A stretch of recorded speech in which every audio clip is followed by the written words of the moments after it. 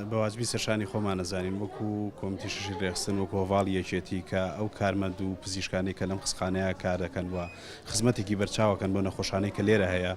و دیارە هەمومان نەزانین قەیرانی دارایی کاریگەری زۆر هەبووە لەسەر خەڵک وە لەسەر کارمەندانی تەندروستی بەڵام ئەمان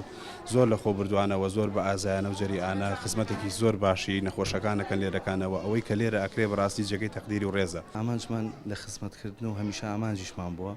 لێرە کارمەندەکان زۆر هیلاکن زۆر پژوێ خراون لەم قەیرانی دارایی ئەمە ویسمان لایەنی دەرونی ئەوان بەرز بکەینەوانێ و ئەم چالشەمان ئەنجامە. بەڕاستی کارمەندانی خزخانەی هیوان بەڕاستی زۆر ماند و زۆر هیلاکن ئێمەش پێیان ئەڵێن دەستیان خۆش بێ و دەستخۆشییان لێکین بە چڵێ گوڵ و سەرکەوتنیان بۆ خۆزی. سپاسی کۆمیتەی ڕێخستنی شەشی یەکێتی نیشتمانی کوردستان و ڕێکخراوی هەنگاوێک بۆ داهاتووەکەین بە ناوی پزیشک و کارمەندان و ئیداری نەخۆشخانەی هیواوەکە ئەمڕۆ نەخۆشخانەی هیوان بەسەرکردەوە کە بە پێشکەشکردنی دیارێک گوڵێک بۆ ماندووبوون و ئەرک و ماندووبوونی پزیشک و کارمەندانی نەخۆشخانەی وە ئەمە خۆی لە خۆیە ئەم بەسەرکردنەوە مانای وایە کە ڕێز و پێزانینەکە بۆ ئەو ستافی کە لەم نەخۆشخانەی ئیشەکان